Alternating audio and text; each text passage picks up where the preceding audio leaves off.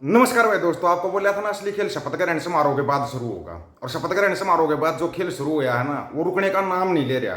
और सबसे बड़ी बात यह है कि मंडिया और मंडी के दलालों को समझ में नहीं आ रहा है इसको कैसे एक्सप्लेन किया जाए, कैसे बचाया जाए। पापा को बचाने में नाकाम हो रहे हैं, वो लोग नाकाम हो रहे हैं। वो क्या था, उसने अखिलेश यादव ने लिखा था ना भाई, ऊपर से जुड़ा कोई तार नहीं, नीचे कोई आधार नहीं, अधर में जो है लटकी हुई अटकी हुई, वो तो कोई सरकार नहीं।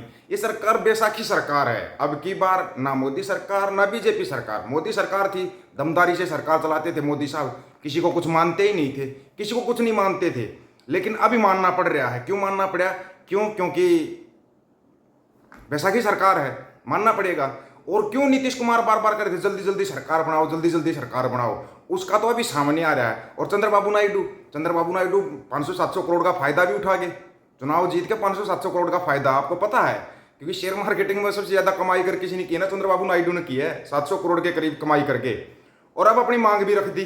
मांग भी कैसे रख दी, गोदी मीडिया को समझ में नहीं आ रहा है। इन मांगों का एक्सप्लेन वो लोग करें तो करें कैसे, समझ में नहीं आ रहा। आपको सुनवा देंगे, दिखा देंगे वो क्या बोल रही है गोदी मीडिया। उन्होंने मांग रख दी अपनी, पहले हमारी मांग पूरी करो। उनकी मांग क्या है? लोकसभा स्पीकर का पद और कैबिनेट के अंदर गृह मंत्री अमित शाह नहीं होंगे।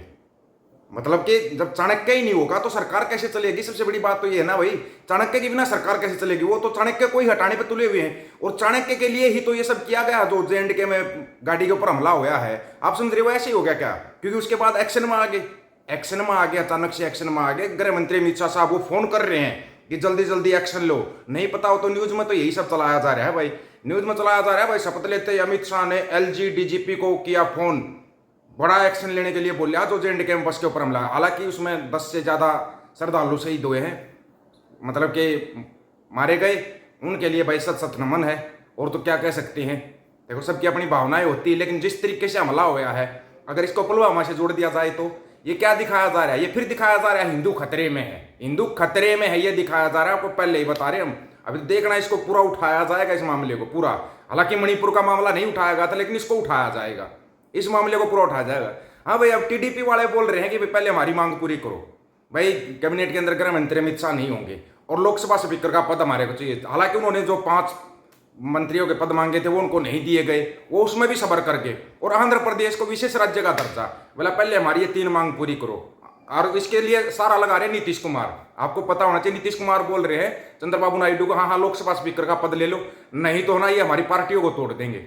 उनको खतरा है, उनको खतरा है कि लोकसभा स्पीकर का पद अगर दे दिया, इनको दे दिया, तो हम पार्टी नहीं तोड़ पाएंगे। पता मोदी साहब को भी है। अब मोदी साहब इस शर्त को कितना मानते कितना नहीं मानते हैं, ये तो मोदी साहब के ऊपर, जहां तक हमारा अंदाजा, जहां तक हम समझते हैं मोदी साहब को, मोदी साहब झुकते नहीं किसी के सामने। इसलिए तो किसानों को दबा रहे हैं बान्हे सर, इसलिए तो किसानों को धमकी देने वालों को कैबिनेट में मंत्री का पद दिया जा रहा है। एक बात और बता देते हैं आपको, बिट्टू को भले ही कैबिनेट में मंत्री का पद दिया जा रहा है, मंत्री बनाया जा रहा है, शपथ दिलाई जा रही है, हरियाणा की तरफ से उसको राज्यसभा में भेजा जाएगा। आपको आज बता रहा हूं, लिख लेना इस चीज को। हरियाणा की तरफ से रवनीत बिट्टू को राज्यसभा सांसद बना के भेजा जाएगा। लिख लेना इस चीज को। हरियाणा की एक वैकेंसी मारी जाएगी, हरियाणा की एक वैकेंसी। आपको पहले बता रहा हूं, हरियाणा वालों को समझ में नहीं आ रहा होगा। क्यों? क्योंकि वो राज्यसभा संसद की जो वैकेंसी थी, ये चुनाव जीत गया है दीपेंद्र हुड्डा, इसकी जगह पे भेजा जाएगा रवनीत बिट्टू को भेजा जाएगा राज्यसभा में। देखना अभी तो खेल, मैंने बोला था ना इनका खेल कहां पे है। पंजाब हरियाणा को आपस में लड़ाओ, सिक्कों में फूट डालो, किसानों को दबाओ किसी भी तरीके से। कैसे मोदी मीडिया न्यूज चला रही है भाई, किसानों के लिए बहुत बड़ी खुशखबरी। सबसे पहले साइन किसानों के लिए की है मोदी साहब ने। हाँ किए, 700 से ज्यादा जो किसान शहीद हुए थे, 750 से ज्यादा, उस पर भी मोदी साहब के साइन थे क्या? उस पर भी मोदी साहब के साइन थे। सबसे कमाल की चीज तो ये देखो, मोदी मीडिया को ये समझ में नहीं आ रहा कि ये इसको किस तरीके से एक्सप्लेन करें। ये TDP वालों ने क्या खेल कर दिया इनके साथ, ये खेल कौन सा हो गया, समझ में नहीं आ रहा है इनको भी। चलो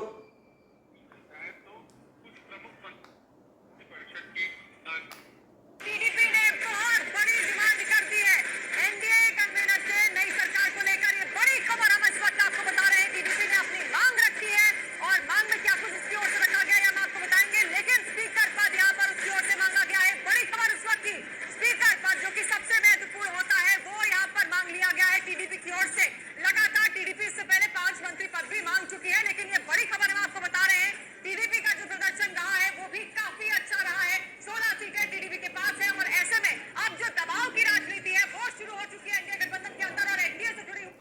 अब की बार बैसाखी सरकार टूटने जा रही है मेरे यार। 100 दिन तो पूरे करने दो कम से कम निकम्मो।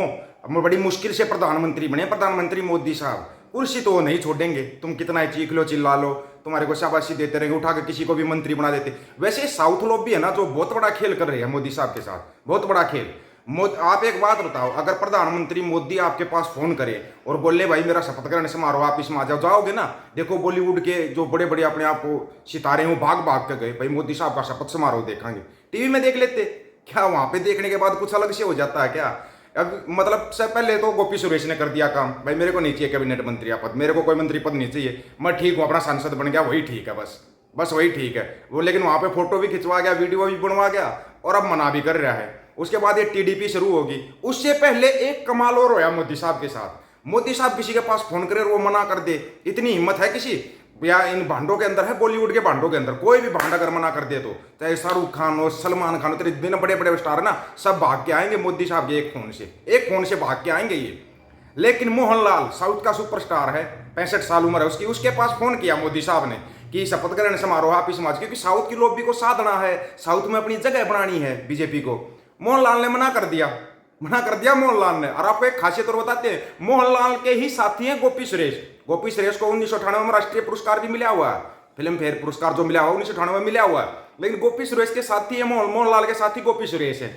मोहनलाल बोला नहीं मैं अपनी फिल्मों में व्यस्त हूं, मेरे पास इतना समय नहीं, मैं किसी का शपथ ग्रहण समारोह देखने आऊं।